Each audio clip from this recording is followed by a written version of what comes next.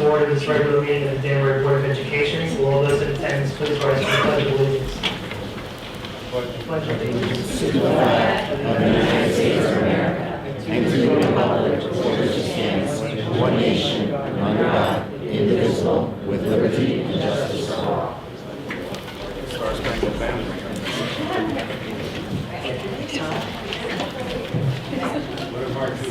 In our recognition section this evening, we're honored to have the mayor here this evening. The mayor is here to present the Danbury Education Foundation Grant Awards for this year. So at this time, I'd like to turn the floor over to Mayor Dow. Thank you, Mr. Fox. Appreciate everybody being here. But by the way, we got to work in the pledge. All right, that was way off sometimes. I just want to share that with you. But once again, I'm back to present. I'm going to move over here to present some awards for the Danbury Education Foundation. The Danbury Education Foundation is a 501c3 organization. Whoops, throwing checks around for Ilio. 501c3 organization that was organized back in 2004 by my administration, and its mission and goal is to provide extra funding for staff members for things like curriculum, classroom development, classroom management, technology, and those kinds of things. So we had a number of awards that we want to give out tonight. If they're not here, they don't get the money. We're just going to divide it up amongst everybody else. It's approximately a little bit more than $11,000 worth of grants that we're awarding tonight. I raised all of this money personally by begging everybody in the entire city to donate, so it is tax deductible. So in no particular order, I'm just going to call out the project and ask them to come forward. The first one that we have is something called ORF Musical Instruments, or ORF Instruments by Marie Williams for King Street Intermediate School. We have an award for her for $1,025. I think that's to buy one instrument. $1,000. We're in the wrong business, but congratulations.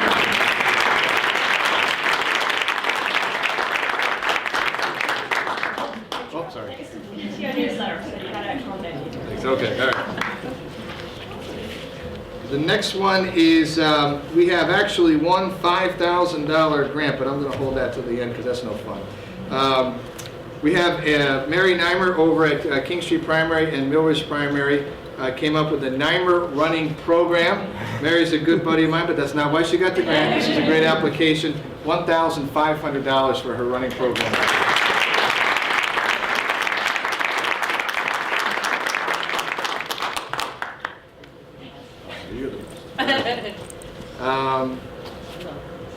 We now have an award for Aprendido Juntos, Learning Together by Linda Mitten and Christina Roth, for Danbury High School and King Street Primary. This is a program that's designed to work together with both organizations. It's a check for $550 to get that program up and running, so congratulations.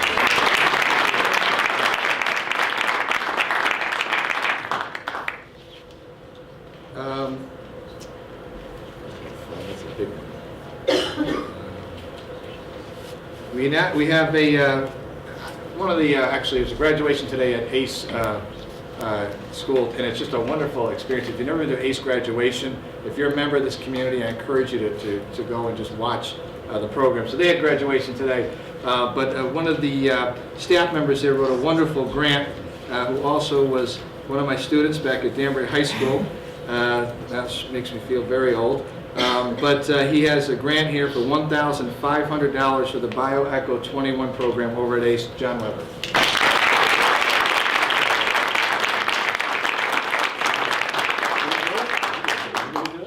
He's doing the lake, the Moose Lodge does this dip where you jump in the Lake Kenosha. I did it like 2 years in a row, almost had a cardiac. And so I'm going to go and watch John do it.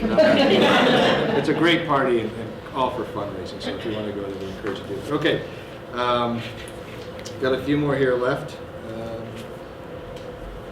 We have the Terry Weil Greenhouse Vocational Program by Ann Cunningham and Scott Weisner for Danbury High School. Check them out, $970 for that.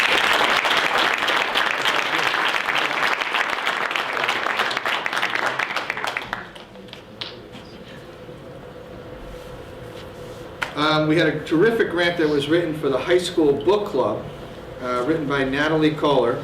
So we have a check for her for $1,432.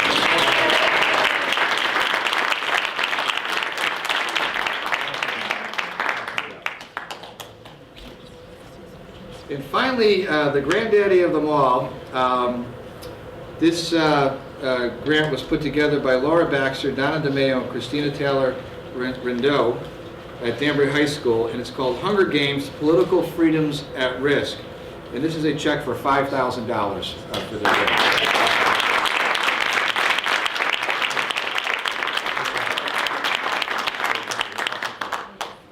That's the only time I bring checks over to the Board of Ed, so... We could change it. Yeah. I'm sure you could, Doc. So, anyways, congratulations, everybody. Great work.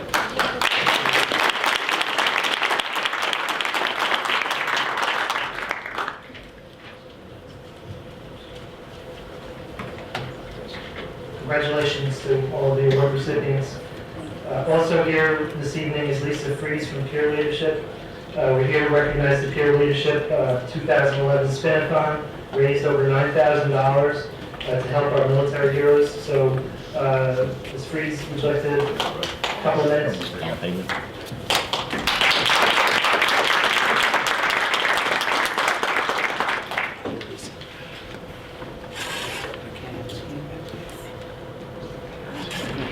Thank you. Actually, I really didn't do anything. It was absolutely 100% all the work of the students, so I would like to just turn the microphone directly to them.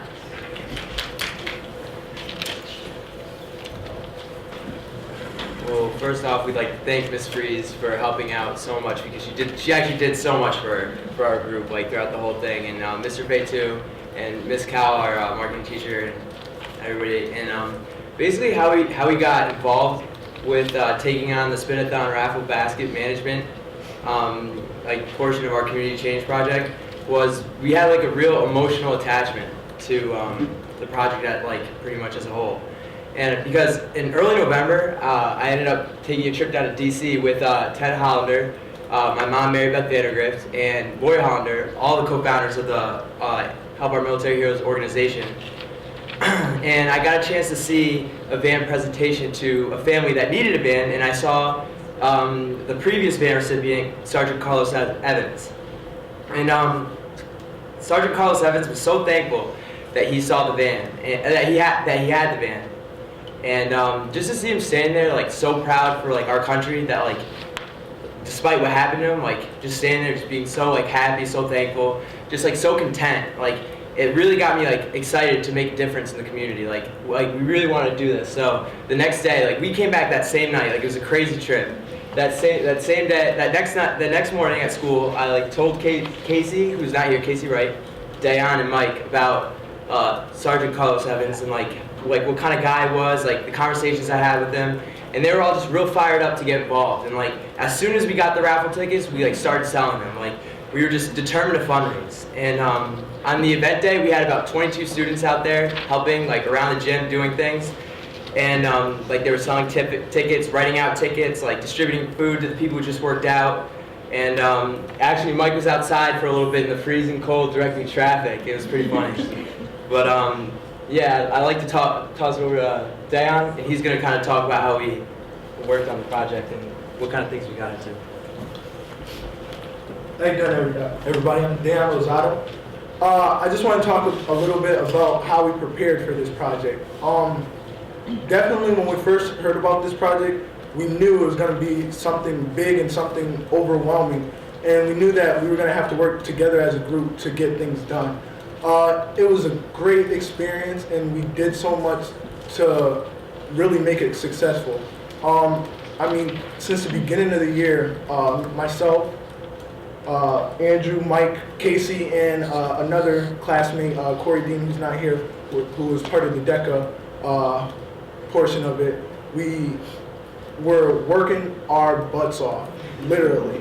I mean, we went from meeting to meeting, like every other day we had different meetings with Mrs. Hollander, and we really wanted to make this a success. We had the media, Miss Eileen Fitzgerald. She interviewed two of my classmates, and she really helped us out, get it out to the public, and we definitely appreciated that. That was great. Thank you for that. We had school assemblies where we talked to the students on community change, and they really brought into it, and I think that's how we raise so much money for this event.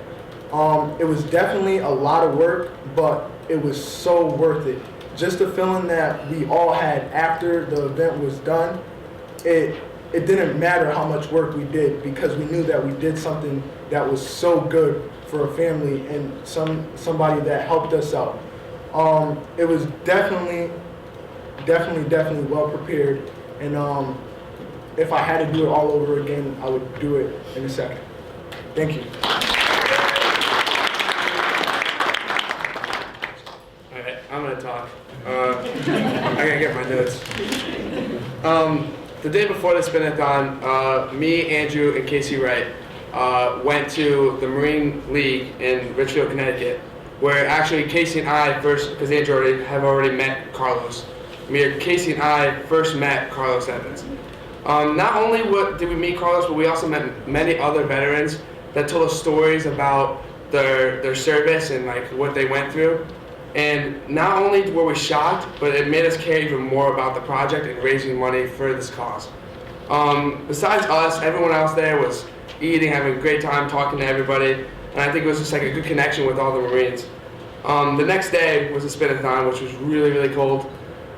We didn't get to have the parade. But Sergeant Carlos Evans came in and he made an emotional speech in front of many people who were there listening, like all ears for him, and also the Patriot Guard was there next to him while he was speaking. One of the most touching moments I've ever witnessed in my entire life.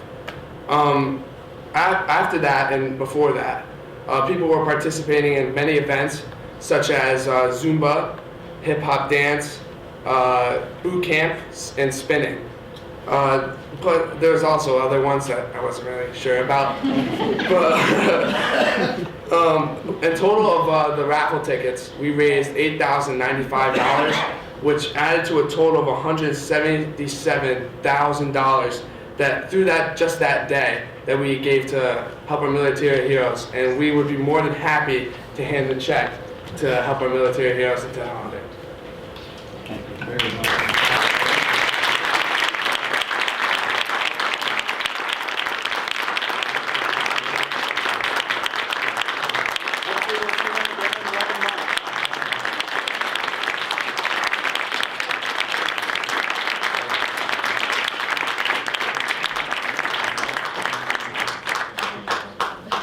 I just want to say on behalf of the board, very grateful to Andrew and to Mike, Dion, and Casey, and to others, continuing the long tradition that we have in Danbury High School and throughout the district, and in raising money and helping out the needs of the community, whether it's the military, earthquake relief, diabetes, soccer balls for children, etc.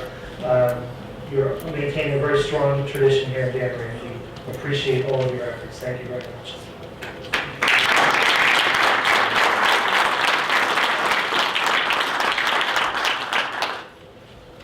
Now on to public participation.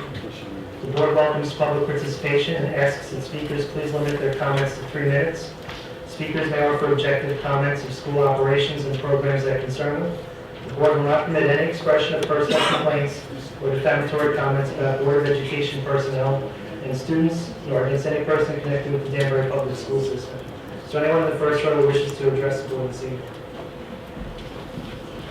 I'd like to remind board members and public speaking, please use the microphones.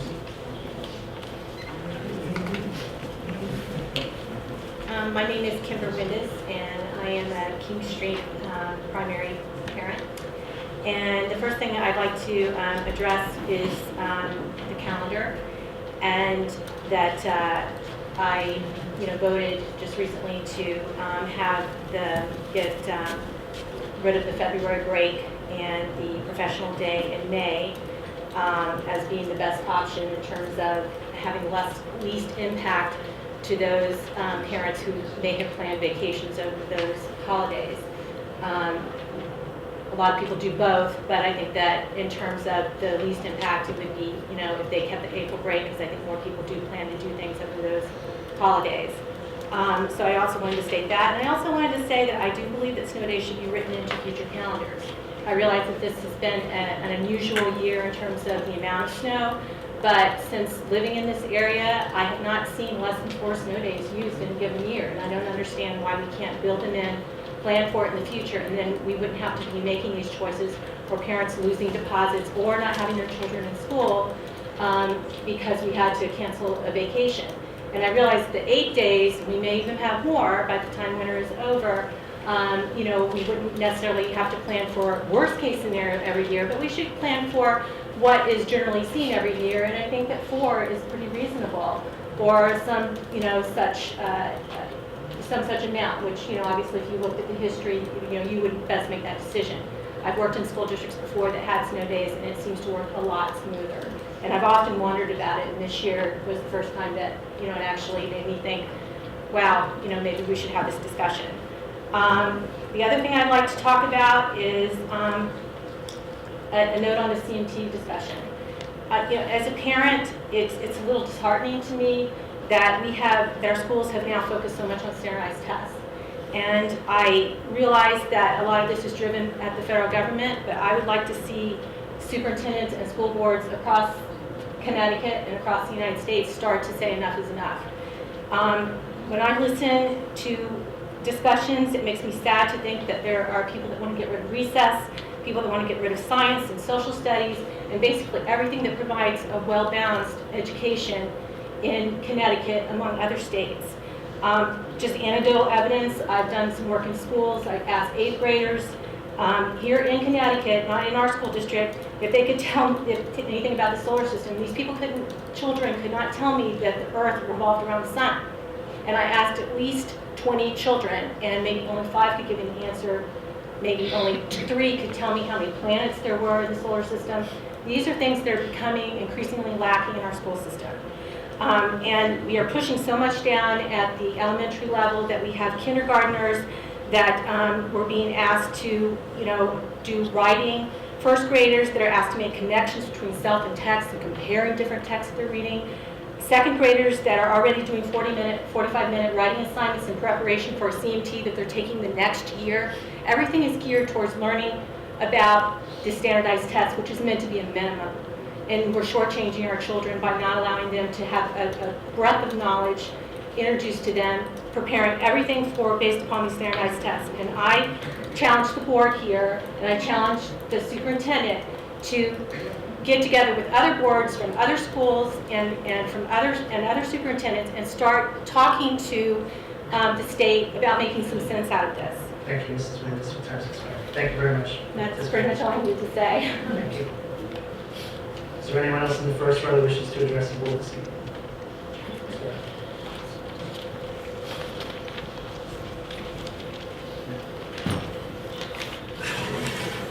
Hi, Kevin Haddon, Danbury resident and King Street intermediate teacher.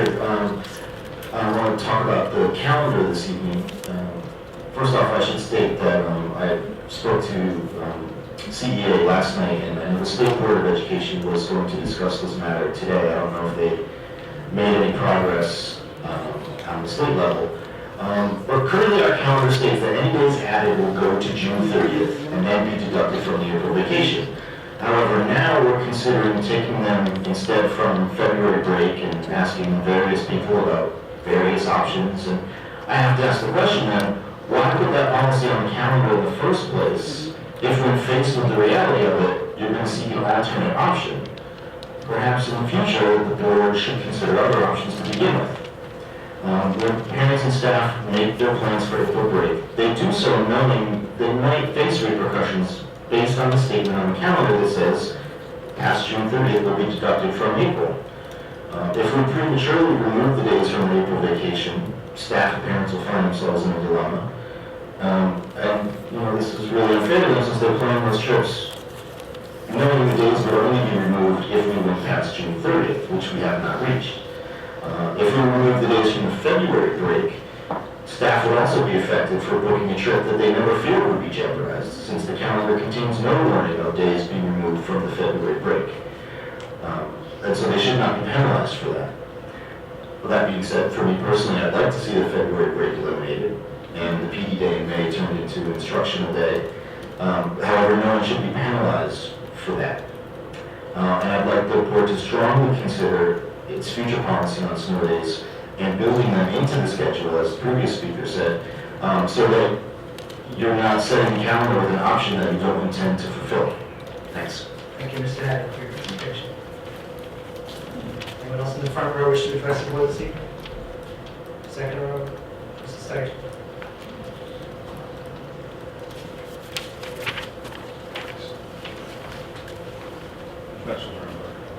Thank you. Here again, it's come to our attention that there are serious issues going on at Danbury High School with regard to grading. Teachers have received a directive from the administration to do the following. Exam grades higher than the average of the 2 quarters are going to be reported as the grade. If exam grades are lower than the average of the 2 quarters, take the average of the 2 quarters and post that as the exam grade. If you issued a credit-only grade, then go in and create an exam grade of 65%. This translates as follows. If a student has a midterm exam grade of 55%, but a 70% quarter 1 and 90% quarter 2 grade average, the administration has told the teachers to take the average of quarter 1 and quarter 2, 80%, and report the exam grade as 80%, not the actual 55%, and then use it as 20% of their grade. The next directive given to the teachers. Students who do not show up for an exams will receive a 50% score. This sounds like a good deal. I would love not to go to work and have to pay 50% of my salary.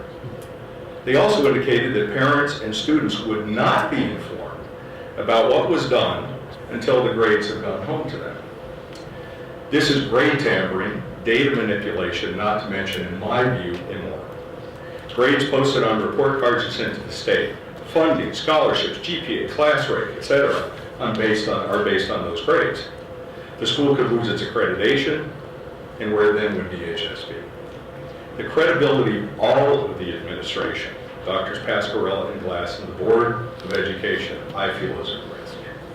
The ramifications of this grade tampering have both short and long-term effects, not only in the school, but our community as well. Also, Dr. Rossi specifically communicated in a voicemail to all of the parents that midterms would be only 10% of the final grade due to snow days. We can only assume this, and except AP students would be given take-home, like open book, open internet, parents, tutors, etc., any kind of help they want to take their grades. We can only assume this is to improve the grades in the administration's favorite program.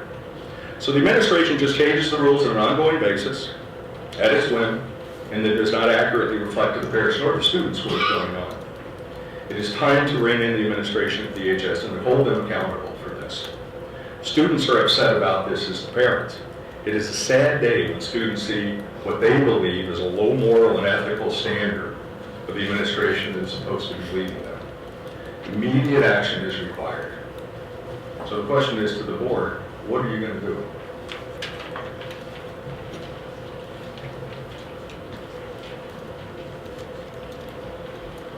Thank you, Mrs. Steichen, for your participation this evening.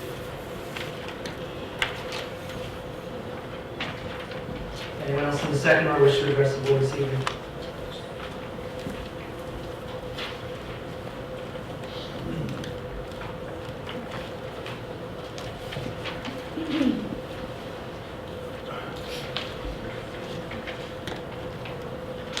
I'm Sandy Steichen, and I'd like to give you my 3 minutes of time to respond to the previous speaker.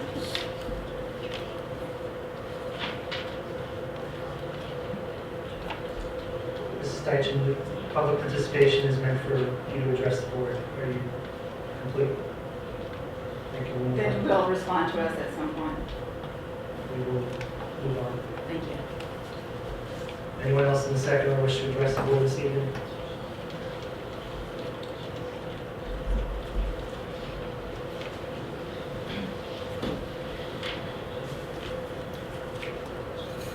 Good evening, my name is Kathy Valley. I am a resident of Danbury, and I'm also employed at Danbury Public Schools. I'm a school library media specialist. I'm here to speak briefly to you tonight about two budget items. The first is the position of Director of Information Services and Technology. This position was formerly held by Sue Rice and was not filled at her retirement last year. Mrs. Rice has continued on with us this year as a consultant, valiantly trying to keep up with the demands of this position, working 10 hours a week. We applaud her efforts and we thank her for her dedication, but we believe that the media specialist, that the position of Director of Information Services and Technology is vitally important to our school district. This district needs an educator at the helm who has the vision and leadership skills necessary to guide us in preparing our students for the 21st century. We need leadership to make the best use of the technology we've invested a lot of funds in to help increase student learning.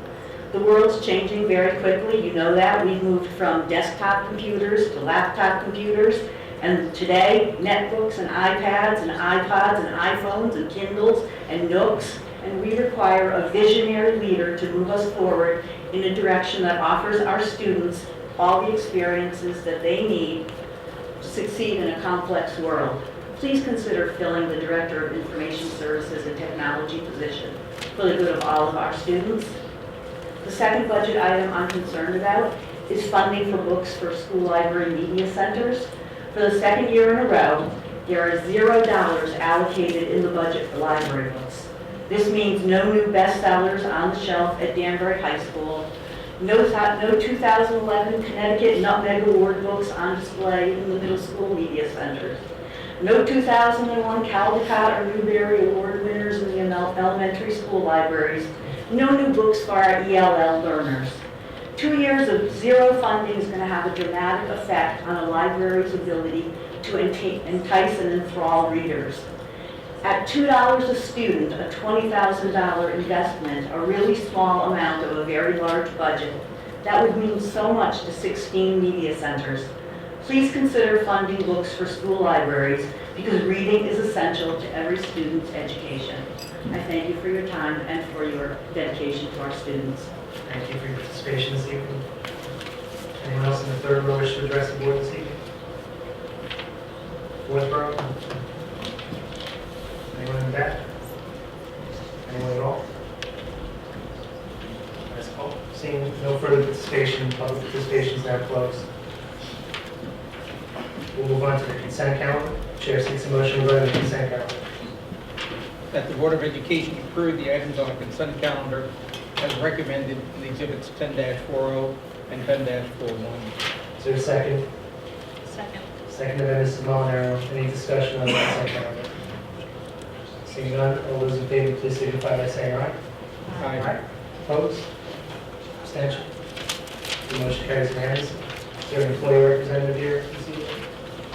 Mr. Yoshi?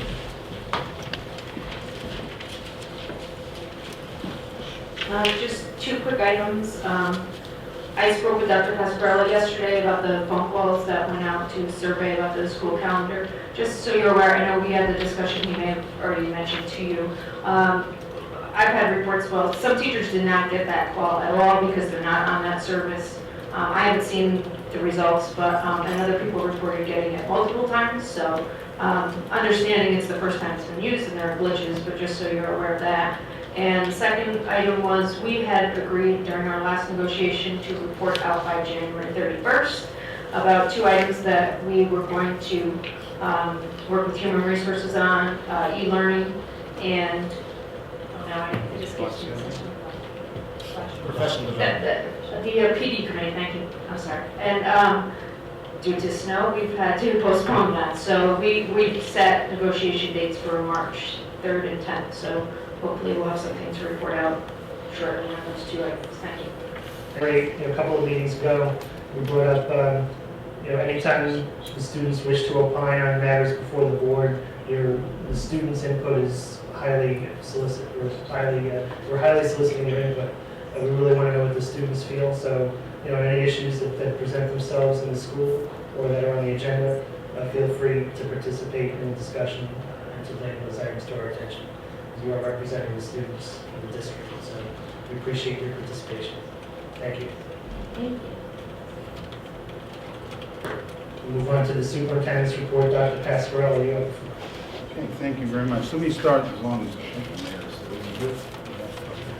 I'm going to start with the snow removal. Just, I think the A will take a few minutes.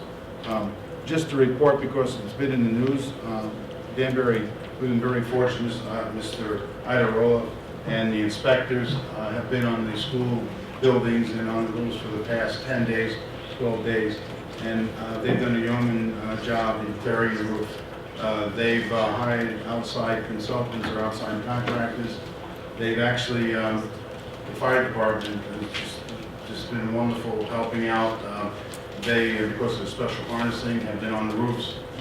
The principals have been calling me and most appreciative about the help they're getting from the city. So to date, you know, it's vigilant on our part. They were out there today again to keep inspecting the roof, but so far things are okay.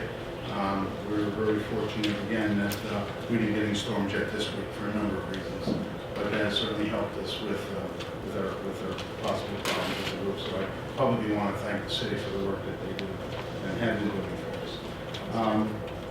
Legislative update, just the big thing coming about is very possibly there will be some change in kindergarten dates. I mentioned it to you before. September 1 may be used as an entry slate for K. Looks as though it will be phased in. There are a number of other items, but right now these are bills that are just raised. Whether they go forward or not, I don't know. So as soon as they start getting serious about moving them forward, I will start bringing them to the board regarding information before we do be cognizant. I think we have a legislative meeting with our legislators on the 24th that Linda Costco is running. Is it the 24th? Do you know where it's at by chance? We have not secured location yet. They'll be sending out information shortly.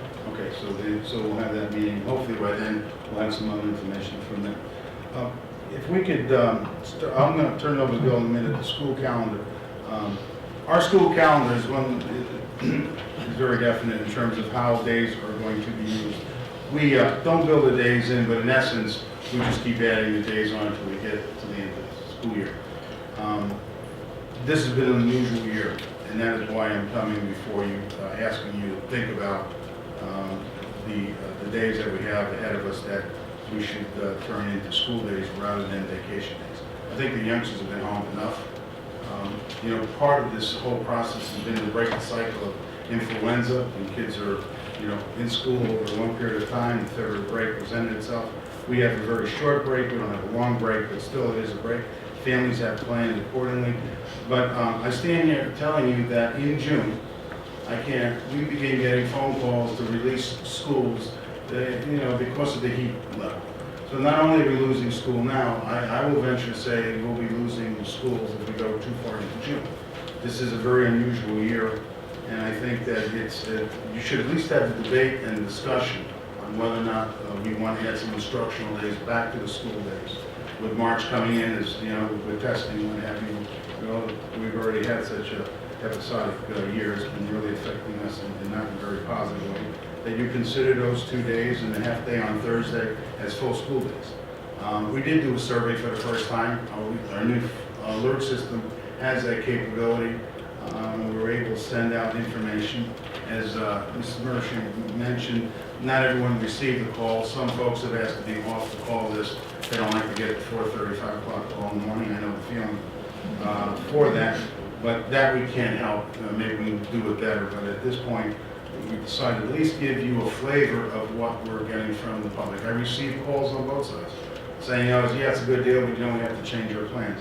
I would agree. I think you have to hold people harmless. This is, it's very short. Had we had a meeting last week, we might have been able to discuss it then. So I think we need to deliberate. I put it in here as information. If it gets to the level where you want to discuss it in a motion, then you can raise it as an item on the board to vote on. It's certainly up to you. And I'll let Bill at least share the information that we've been able to garner from the phone calls. Thank you. Just going back to one of the comments that was made, a very valid point about building in snow days. As Sal said, we don't have them listed, but our tentative last day of school is June 15th. So we have ample time from June 15th to June 30th to be able to accommodate typical 3, 4, 5 day snowfall that we get. We've already had 8 snow days this year, and that's what makes it such an anomaly. We go back and forth every year with the dates. We look at all the surrounding communities, ask them, we do a regional thing, we do a statewide review. We talk to our CYPTO group, and basically anybody else who has something to share with us. We started August 26th this year for staff, for our new staff. So we're already starting into, relatively deep into August. We can back that up. There's always an option to do that. However, traditionally, we've not had a problem like this. This is my 12th year in Danbury, and we've never seen anything like this. Matter of fact, this is my 38th year in education. I've never seen anything like this winter. Hope we never see it again. But the idea of making sure that we have a buffer at the end is a point extremely well taken. A couple of quick points, because we've had parents ask us questions like this. It is illegal for us to go to school on Saturday or Sunday. If we add hours onto a given week or 2 weeks, let's say we add 1 hour each day for 6 days, that gives us 6 days of instruction, 6 hours of instruction over 6 days. We can do that. The problem is it doesn't count for that lost day. You have to have an actual day in the calendar. So it has to be one of the weekdays. With that said, going back to the survey, we surveyed parents. We received 5,010 responses. There were 3 questions actually, 2 regarding the snow days and 1 was the choice of how you would like to be notified. Of the 5,010, 3,233 parents indicated that they would prefer not to have the February break for the 2 days and maintain the April break. 1,777 said they would prefer not to come to school on the February break. To come to school on the February break and not to have the full April break, and keep shaving off the days as necessary. So as you can see, preponderance of requests have been to eliminate the February break and maintain the April break.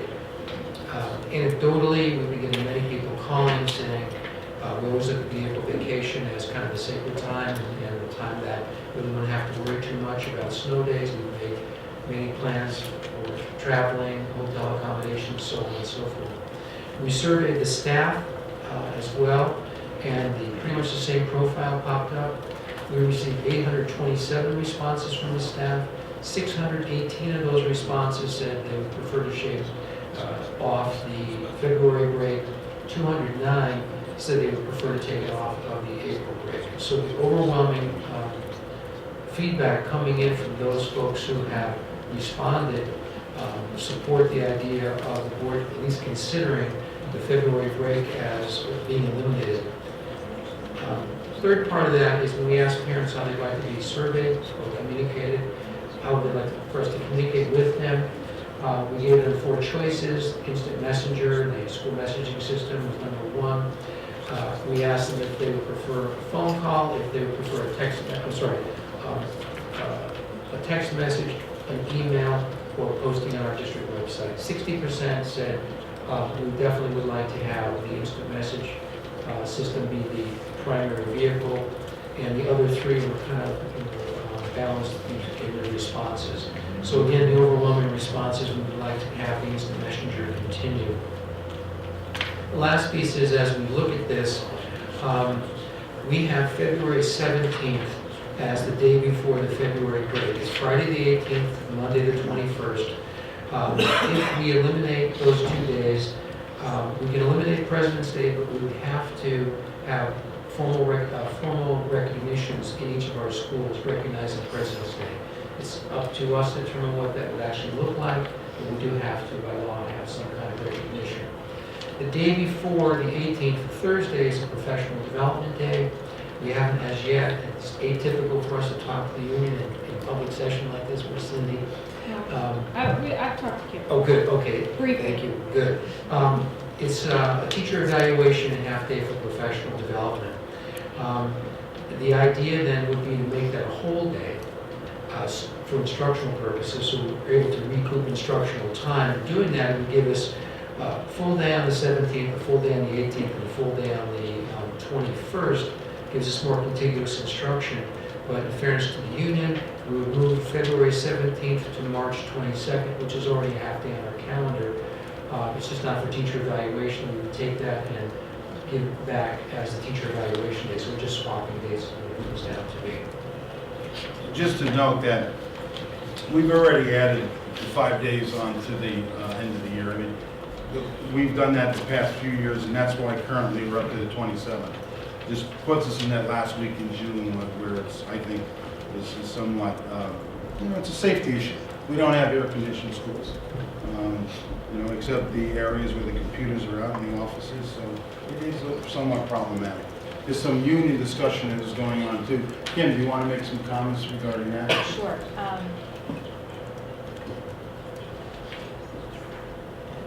Let me just start by saying I had the good fortune, just in terms of timing, to go to the CASPO, Connecticut Association of School Personnel Directors meeting last February, and I can assure you that my emails... No, not last February. Last Friday, and I can assure you that my email is overflowing with the dialogue that's now going on among personnel directors.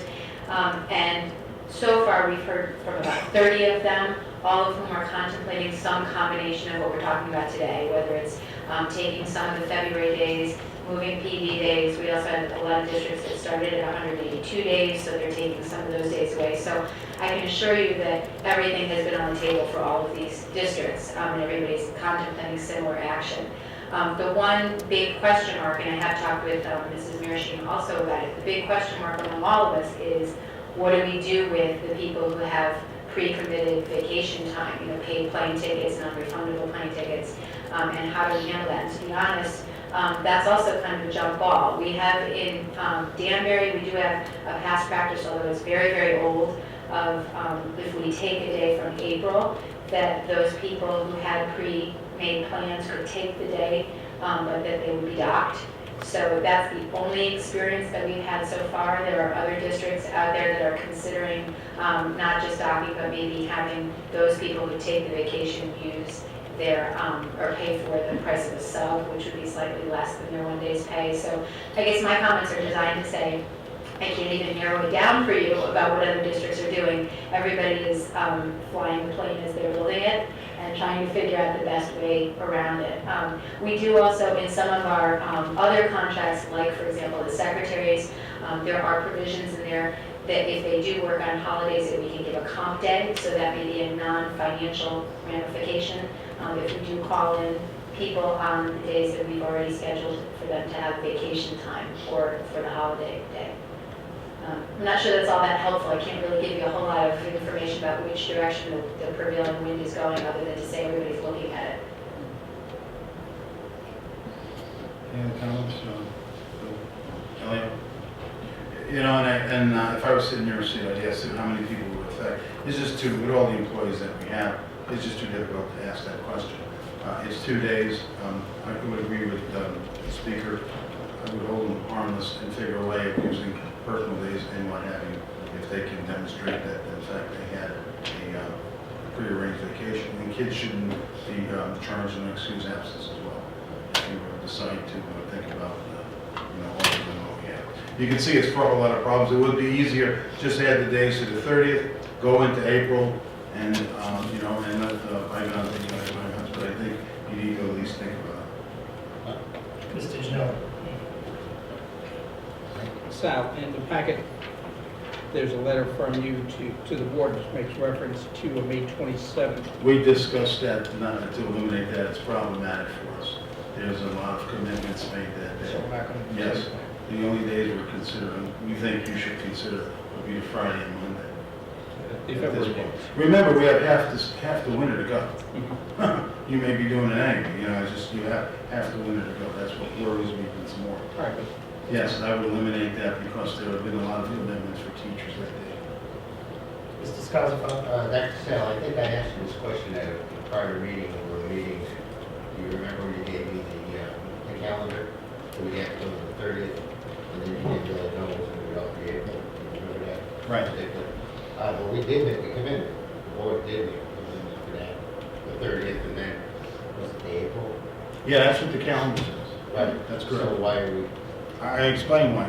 Because of the heat. I mean, why would we we made that commitment knowing that this always possibly could happen. It's rare, but it could possibly happen. But I'm looking at the board as making of their commitment. Yeah, Everybody knows that. And I'm saying, yeah, to go to you could, 30th and the 12th of April. I'm not sticking up for anybody. We may be digging into everything in another few, but we don't really know. We got a whole lot going. You understand what I'm saying? Oh, I We agree. voted this. No. I think this year, as demonstrated with your audience before, with exams and everything, there's been some different things happening. I can tell you that I'm somewhat worried about the last week. You have some way of fixing that right now a little bit by doing this. That's all. And I think, yeah, it does say it on there. Absolutely, it's put on there, I know that. But I think that I need to raise it with you because I'm. I really don't think, if I may, Rick, I don't know how we could handle this. Nobody's going to be happy with this. There's not 100%. My fellow board members and somebody happy with this. Somebody's going to be unhappy, someone will not. So we just have to make a commitment. If we do feel we have to make a board commitment to the least. Is that why you sent these letters out? I didn't even know you did that. You sent the letter out because I think you need some more instruction at the time. And we were asked to get the feeling of others when we come here, not to sway you, but simply to say, there's an element out there that think that it's a good idea to have kids come to school. So what is your recommendation? Is that it? My recommendation is bring it back, eliminate the Thursday afternoon and make it a full day. Hopefully we won't have a snow day, and then Friday and Monday. That might happen, and then kids come back. If not, then we just keep adding on till we get to the 30th, and then we bounce into April. And I will tell you, I've been in the district, I've been in Illinois, where they have the days that are embedded in our calendar. And when we went, inevitably, we went into April, and if you think that's a smooth sailing because you have it on there, I'll sell you a bridge sometime in Brooklyn. It is a problem for April as well. Don't kid yourself. People start getting, it really is an issue. So I see it on here, but you'd have more to stand on, because it doesn't say anything about February. Absolutely, so, that's not to our advantage. The other argument that I think we've all been batting around too is the issue of continuity of instruction. I mean, these kids have not had a full day of school since pretty much before the holidays. They've had 1 or 2 days off, and the concern that's coming up, certainly to other personnel directors, but also to me just from our building principals, is the concern that they can't get any momentum because these kids are out at least 1 or 2 days of the week, and it's the continuity issue that's causing this emergency circumstance that we would encourage you to look at this more closely. Mr. Terry.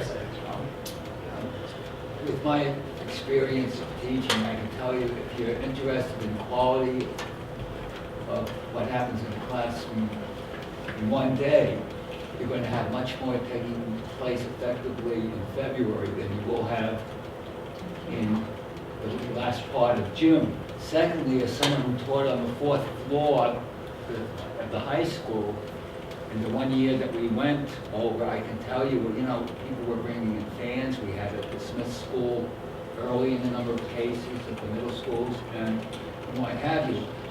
Just because we did the calendar the way we did, which usually would work.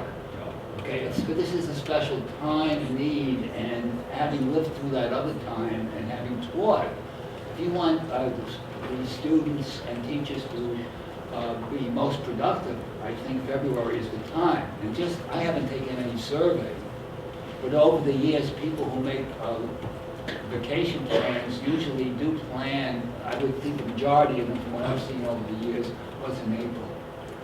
Yes, you will affect people in February, there's no doubt about it.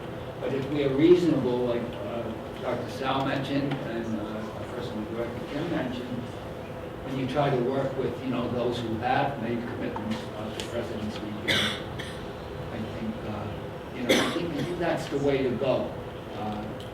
I just think that's overall the best way to do it. Anyone else who hasn't spoken yet? Last. As you know, I'm in very close touch with the principals, literally on a daily basis, and principal after principal is reporting significant concerns, going back to Kim's point, that we just have not had continuity of instruction. I also want to reiterate what Mr. Kaversak said.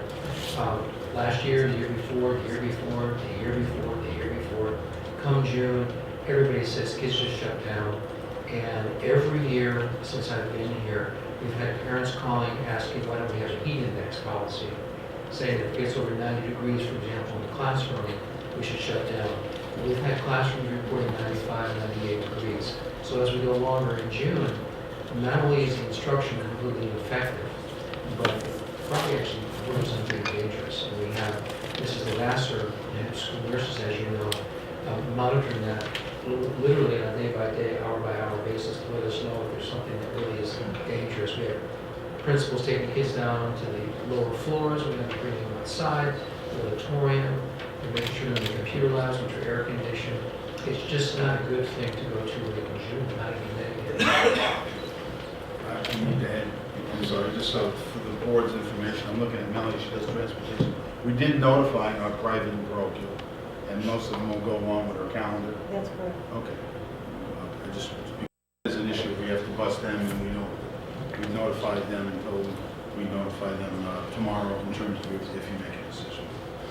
I have a question. Did we consider, or did we even have the facility to, at the same time we were polling parents, I don't think that was a foolproof system because I couldn't get a call. I'm not on a do not call list. So, but at the same time we're polling parents, we got about half the students responding, I guess half the families responding. Did we consider reaching out to the employees to see, how many had plans, how many wouldn't be there, and how much substitutes we would need to bring in? That could be an enormous expense that we may not be able to fill. Did we consider that at the same time we're thinking about this? Yes, and if we had a small staff, we probably would do it. I'm with Bob. I don't believe as many will be taking the Friday, Monday, but to go out there and ask everyone at this point, when we just discovered this weekend we had this option on our phone tree. So no, we didn't ask that question. How many we could have added that, but we did not add that on there. Can't explain why you didn't get a call, because if you get a call in the morning, you should have gotten it then as well. But that's an unknown at this point. That's what when I preface my remarks. It is an unknown at this point. I can't tell you. If you do this, I'd have to, we would see how many would apply, and then I can report to you. Just tell me, and we'll get it out there, and we'll see what we get, and I'll let you know. I don't know any other way. We have 800, and we have 1,400 employees. 1,400 employees, right. They just have to document to us they had something before. We just didn't do that. Do we have a phone tree for employees similar to what we have with our students? Well, employees get they're on the, right, they're on the phone for the snow delays and everything. Same thing we had for students. Their staff.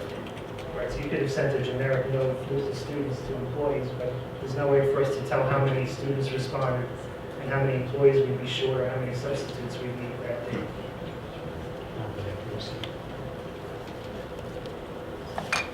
Mrs. Molinaro. Don't we have to work on this right tonight? We would have to do this immediately, we would have to add it as an action item. If it's not done tonight, it's a moot point. We have no further meetings before this is done, so this would have to be added as an action item tonight. Mr. Genoa.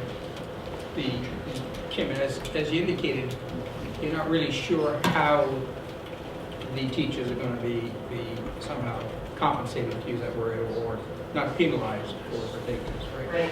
At what point do you think, so that the board can be advised, that you would have a decision? Question number one. And number two, is this something that we have to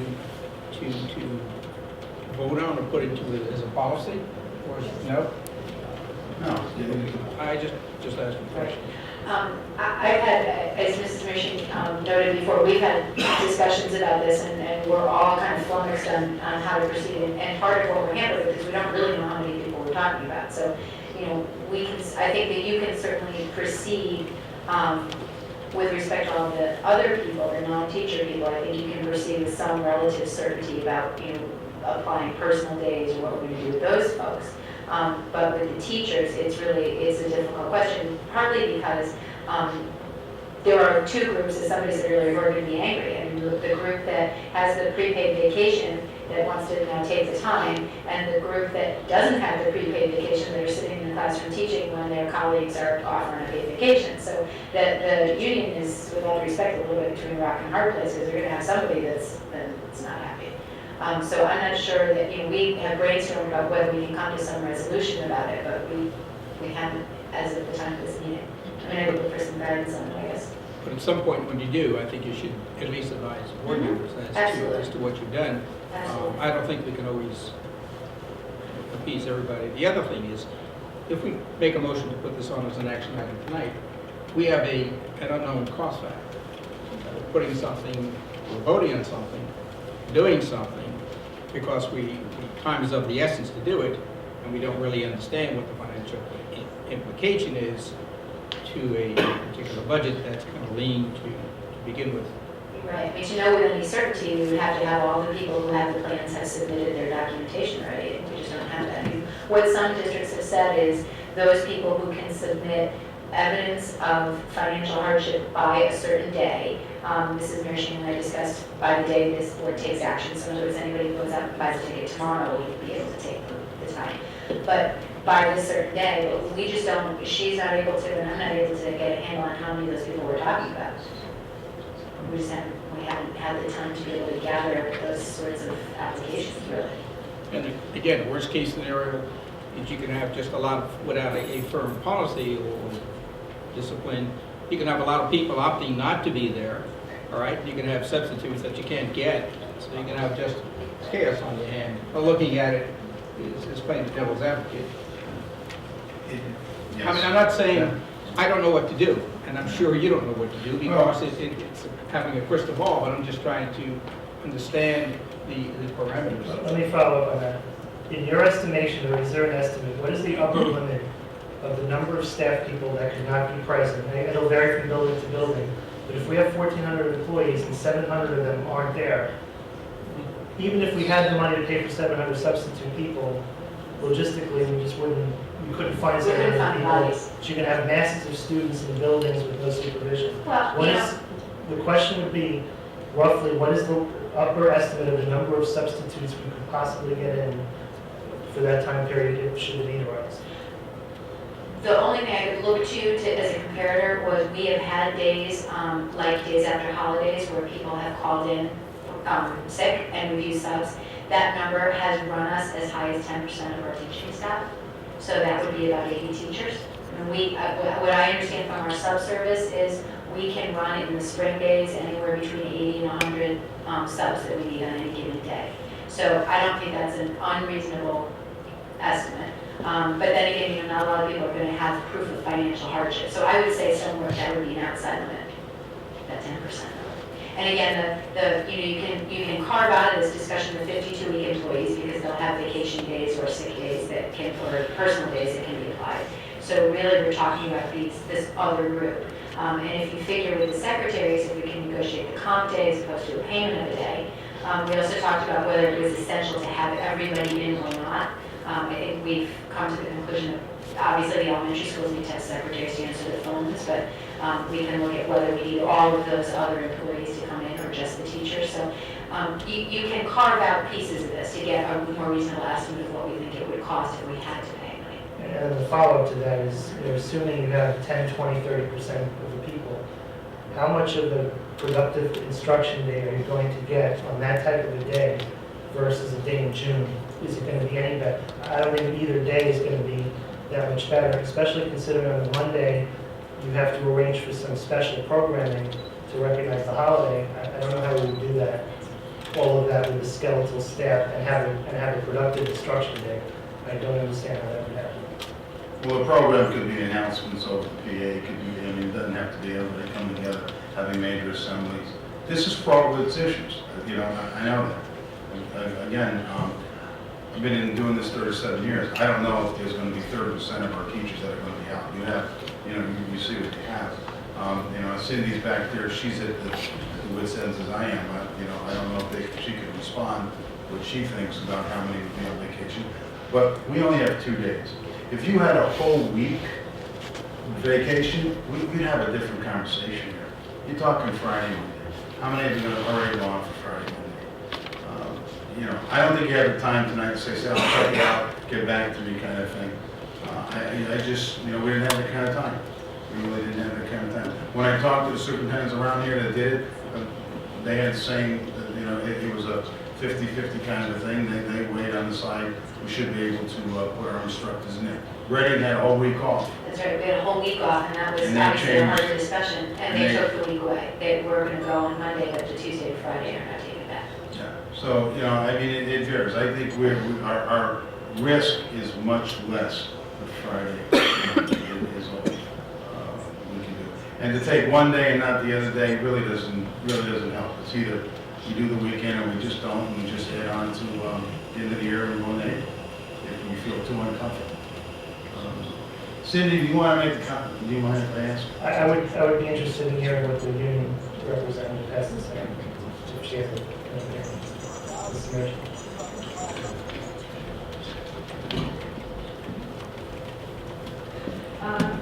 I don't have any numbers to give you as far as how many people this would affect. I can speak to, I've gotten a few emails on it, what's going to happen.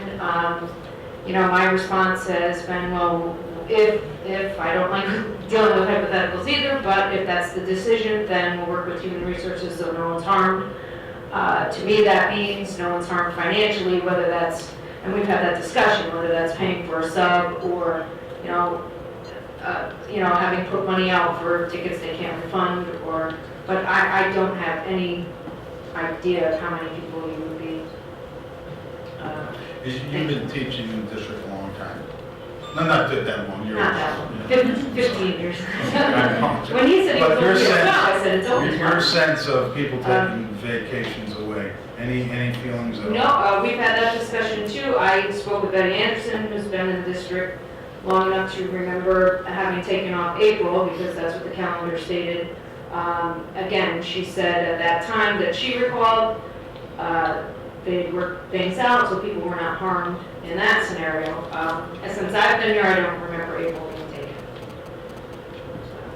The only one that we could find, which I alluded to earlier, was Joyce had mentioned that it was 88, 89 when we took a day, and everybody that took the day was allowed to take the day but was docked. The other piece I think that's tough with this decision is that you're talking about the timing of it. Many people that have made plans, I would think. You're talking about just a week away, so we don't have, Anyone else who hasn't spoken? Mr. Janelle? Yeah, I think we're jumping through hoops with a lot of unknowns here. The biggest part seems to be the quality of instructional time. It seems to be a little bit iffy relative to whether it's in February or the same thing in June. I just wouldn't support this. I just think there's too many hoops to jump through. Financially, I couldn't really support something I don't understand as to what the financial implications are, even the best case estimate that Ilya would give us and hang his hat on. People are prepared to work through June 30th, and that's my feeling. Whether you have to bring a fan to school or not is kind of irrelevant at this point here. But if you want, I'll make a motion to do something and close the discussion. Okay, and then the last comment I'll make is referring to some of the comments made earlier. When we're faced with a situation where we have to enact what we're saying we're going to enact, and we have doubts about that, I think it's time to relook at the calendar policy as we look to the future years. No matter what happens this evening, when we're faced with reality and we don't think it's the right thing, then it's not the right thing. And we need to take a look at that. That's I think I would refer that to the policy committee in advance of any future calendars being generated. So. One of the things I had found, those districts that started earlier than we did, which I know we've had that conversation, have an easier time with their calendars as well. So I mean, and the state is looking at regionalizing their calendars, whether that ever happens or not, I don't know. But we did start a little later than most districts, so. For your information, and it's on for information. If there's no action, then we move on. So with that being said, is there any interest in adding an action item to the agenda? I guess the discussion is still on. I get the feeling here that it does not have the full support that was needed to make such a decision, okay? So that's the feeling I get just going around this circle. So I'm not gonna add the action item, even though my feelings were expressed. Can we take it? Yes. Mrs. Cooper. What would be the consequences if we do not take any action tonight? It becomes a moot point because we do not have a meeting before the President's Day weekend, so those days would not be available to reinstate. So I would just inform the parents that it's scheduled as is, and we would go to the end of the year and then move into April. I mean, that's what I would tell them, because we had asked their opinion. And that would be what we do. the other consideration is that, again, we did a phone poll, so I don't know, 60, 65% or more expressed an interest in doing that. Yeah, I've spoken to a lot of people who have felt the same way, and it's roughly the same proportion.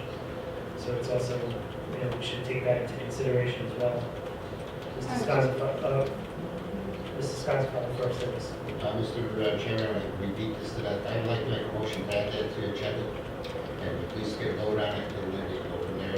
We hired a superintendent to make our decisions. He made the best decision he could. I don't agree with everything, but I think that our professionals have agreed that it's much easier to go to school in February than it is in June, and I agree. So I make a motion So to that. there's a motion to add an action item to the agenda. Is there a second? Second by Mr. Taversack. All those in favor of adding an action item to the agenda, please signify by saying aye. Aye. Opposed? Abstention? Motion carries unanimously. Is there, the chair seeks a motion. I'll make a motion to add to the agenda to accept the superintendent's recommendation to reinstate Friday, February 18th and Monday, February 21st as school days.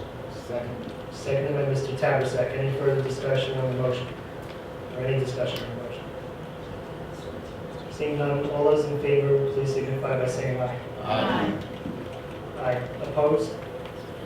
Mr. Janelle is opposed. Abstention? Motion carries. Mr. Janelle is opposed.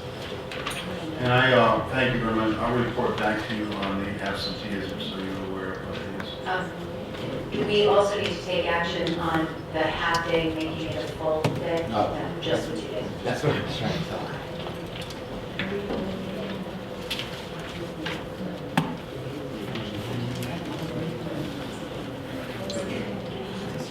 It's a school day, we're just going to keep it moving.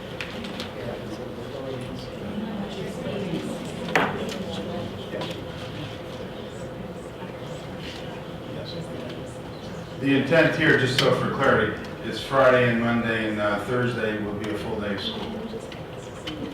That's I would suggest, either, I would suggest that to go out of meeting. Dad's got him up immediately. Yeah, we have, in fact, it's written and we'll send it out. As we So we're going to use the phone system? Yes. To pull that out of here? Yes. Oh, wow. We should use the phone My system. phone system talks to me in Portuguese, doesn't change it. They call me every day. I don't speak any English, so I don't understand Portuguese. Okay. We're done with that. Change that. Do we have any further items on the superintendent? Dr. Pascarella? We're still on the superintendent's report. You haven't finished your report yet.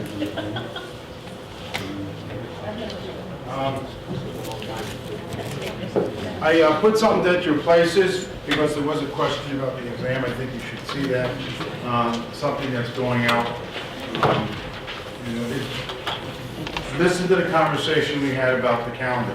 Can you imagine the conversation and the time that was spent on looking at high school and assessment? It was a very difficult decision for them to make. They tried to make it in the best interest of youngsters. So before you is something I wanted you to have. That is something that's going out tomorrow it'll go with the report cards, and also there'll be a message that goes home.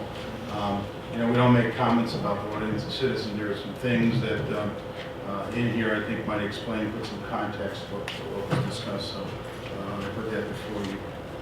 I have nothing else at this time. Thank you. Okay. Thank you, Dr. Pascarella.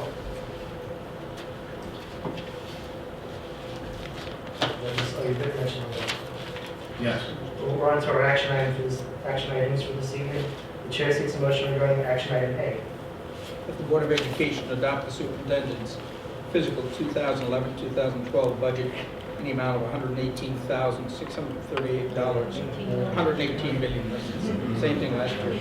$118,638,099 as recommended by the superintendent for submission to the mayor as required by the city charter. Is there a second? Seconded by Mrs. Molinaro. Discussion on the budget. Mr. Gianelli. This particular budget has been revised. Are we going to have an action item This is the motion that's before the board. So, I would like to recommend a revised superintendent's proposed budget for the fiscal year 2011-2012 by reducing. we need a motion to amend. You need a friendly amendment. I need to make a Move to motion. amend. Move to amend the motion. I move to amend the current motion. Please state the amendment. The amendment is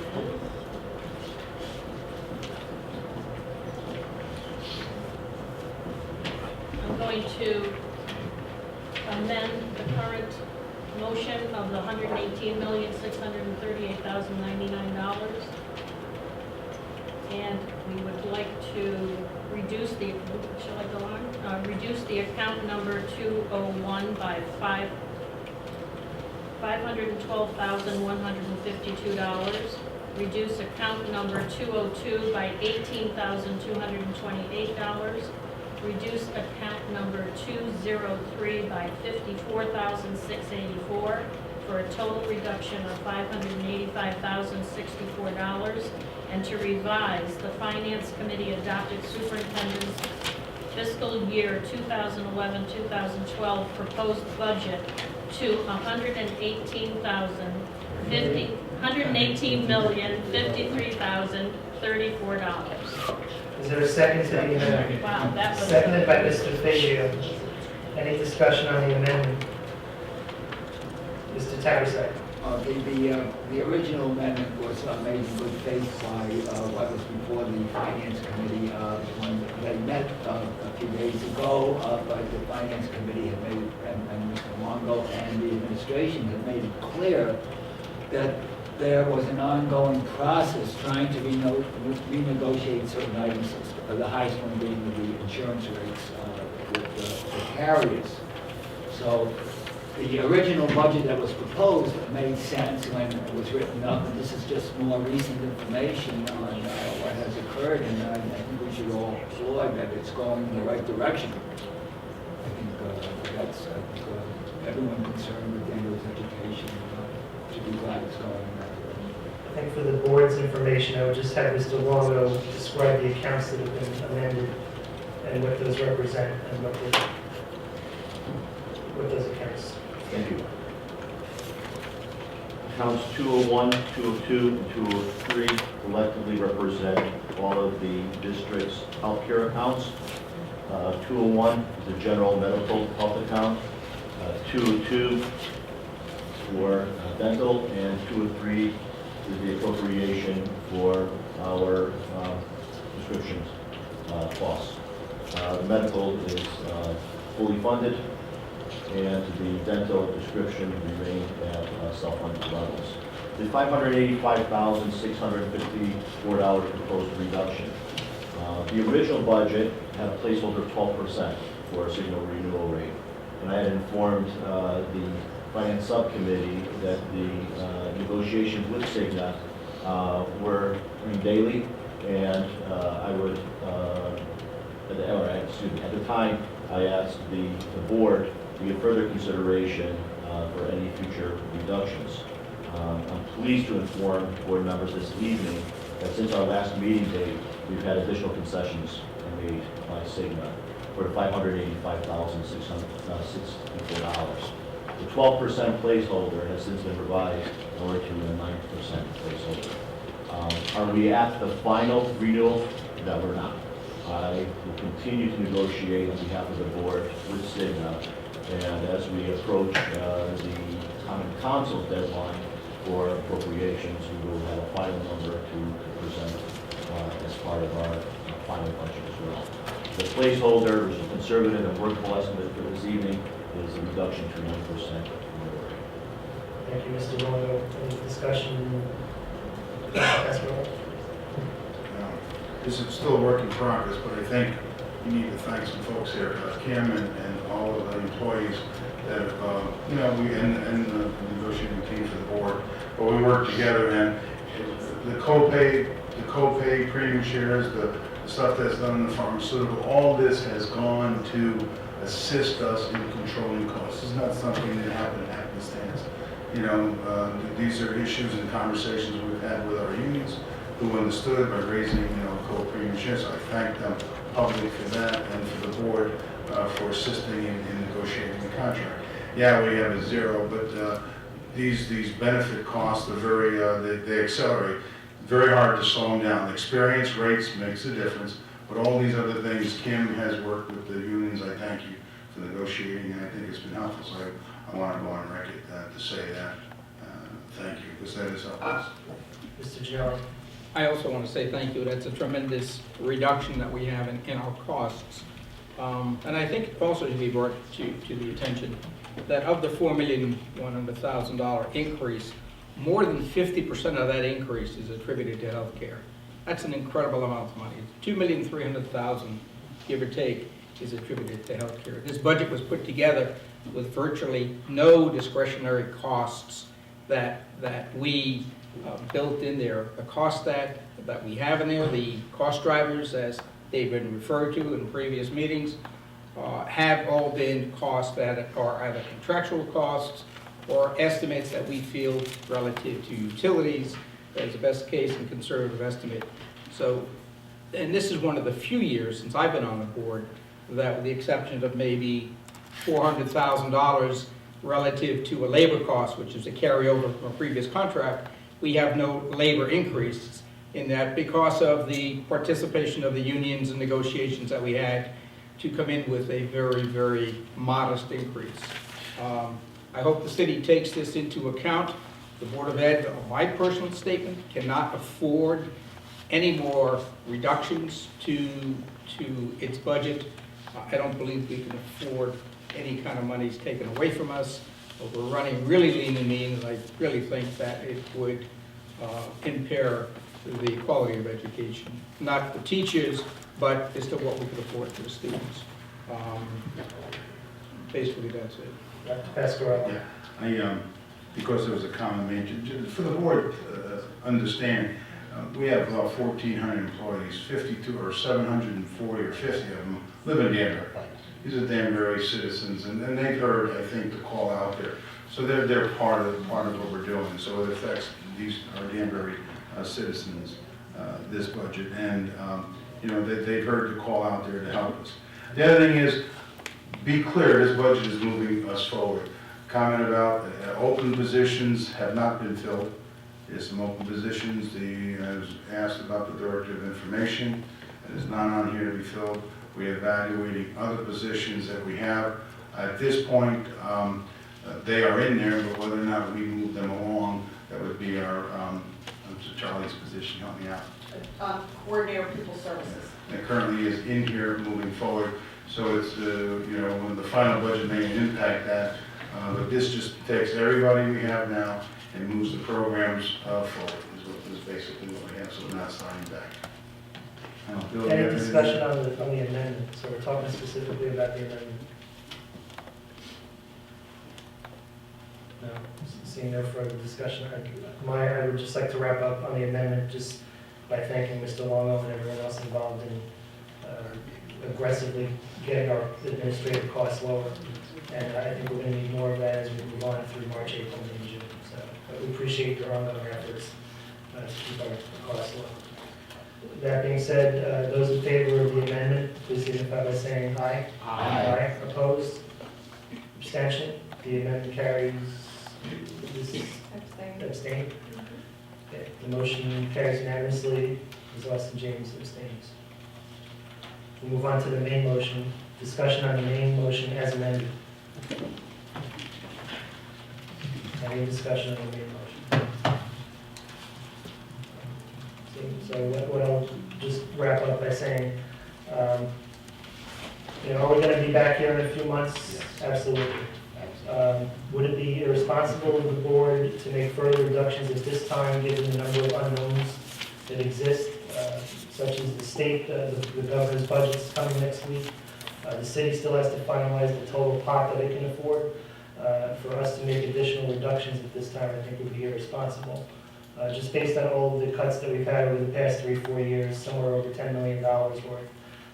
So these are cuts we cannot afford to make. And we have an obligation to the students and to the city to move the current programs forward, if not supplement them, which we know we cannot do at this time. So I'm fully supportive of the superintendent's recommendation as amended. Any further discussion? Seeing none, all those in favor of action item 8, please signify by, as amended, please signify by saying aye. Aye. Opposed? Abstention? Ms. James abstains. Motion carries unanimously. Chair seeks a motion regarding action item B. That the Board of Education approve the Danbury High School field trip to London, England, April break 2012, as Exhibit 11-42. Second. Seconded by Mrs. Alberts. Discussion on action item B. Any discussion? It's a surprise we had no discussion. We had it last Oh, yes, we already discussed it. Okay. I wasn't here. I didn't hear. Seeing none, all those in favor, please signify by saying aye. Aye. Opposed? Abstention? Motion carries unanimously. Okay, that's all for our action items. Any further discussion on any? Seeing none, the chair seeks a motion to adjourn. So moved. Moved by Mrs. Molinaro, seconded by Mrs. James. All those in favor, please signify by saying aye. Aye. Opposed? Abstention? The board stands adjourned. Thank you.